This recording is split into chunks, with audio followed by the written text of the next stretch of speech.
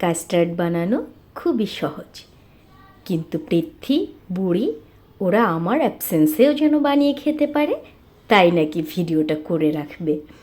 তো আমি এখানে 1.5 লিটার তরল দুধ ভালো করে জাল করে 4 কাপ পরিমাণ করে নিয়েছি। সেখান থেকে দুধটা ঠান্ডা করে ছোট্ট একটা বাটিতে অল্প কিছু নিয়ে 8 চা চামচ কাস্টার্ড পাউডার ভালো করে মিশিয়ে নিয়েছি। এখন আমি গোলানো কাস্টার্ড পাউডারটা অবশিষ্ট দুধের সাথে ভালো করে মিশিয়ে নেব।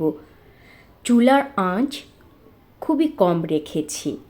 আস্তে আস্তে ঢালবো আর ভালো করে ঘন ঘন নেড়ে মিশিয়ে নেব। আমি দুধটা ঘন না হয়ে আসা পর্যন্ত নাড়তে থাকব। চুলার আঁচ অবশ্যই হালকা থাকবে, তাতে মিশ্রণটা খুবই ভালো হবে। আমি 3 মিনিটের মতো ভালো করে নেড়ে নিয়েছি। 3 মিনিটই যথেষ্ট। খুব সুন্দর একটা ঘনত্ব চলে এসেছে। এই তো হয়ে গেল, খুবই চমৎকার। পরিমাণটা খেয়াল রাখলেই হবে। 4 কাপের জন্য 8 চা চামচ কাস্টার্ড পাউডার নিয়েছি। 1 কাপ দুধের জন্য 2 চা চামচ কাস্টার্ড পাউডার। ঠিক এই পরিমাণটা মাথায় রাখলে খুব সুন্দর ঘনত্ব আসবে।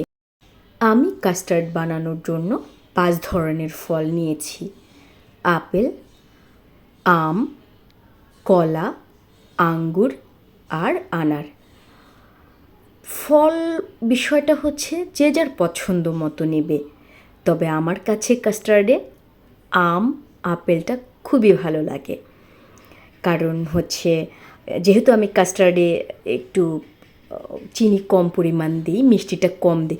ও আচ্ছা, আমি কিন্তু এটা বলতে ভুলে গিয়েছি। আমি যখন দুধটা জাল করেছিলাম তখন দুধে 4 কাপ দুধের জন্য আমি মাত্র 4 টেবিল চামচ চিনি দিয়েছি।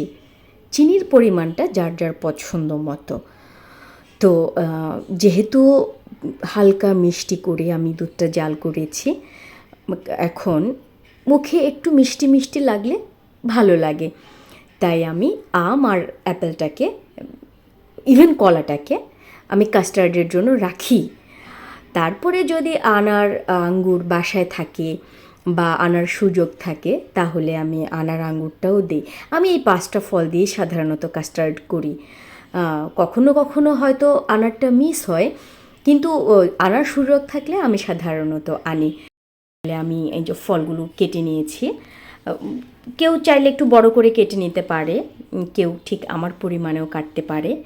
তো আমি প্রথমে ফলের মিশ্রণটা, মানে কাটা ফলগুলো প্রথমে বাটিতে আমি সব ধরনের চতুর্দিকে ভালো করে সমান, চতুর্দিকে যেন একই পরিমাণ থাকে এমনভাবে ছড়িয়ে দিয়েছি। তো এখন আমি কাস্টার্ড এটার উপরে ঢালবো। অর্ধেকেরও বেশি পরিমাণ আমি প্রথমে দিয়েছি, কিছুটা আমি রেখে দিব পরে উপরে দেওয়ার জন্য। তো সব যখন আমার দেওয়া শেষ হয়েছে, আমি এখন রেডি করা কাস্টার্ড লিকুইডটাকে ঢালবো এটার উপরে। ভালো করে ছড়িয়ে আমি ঢেলে নিব। এখন আমি এখানে অবশিষ্ট যে ফলগুলো রেখে দিয়েছি সেগুলো দিয়ে দিব। কাস্টার্ড কিন্তু ফ্রিজে অ্যাটলিস্ট 4 ঘন্টা রেখে খেলে বেশি মজা হয়। তো আমিও 4 ঘন্টার মতো ফ্রিজে রেখে তারপরে খাবো। পরিমাণ যেহেতু আমার একই হয়, খেতে জানি মজা হবে।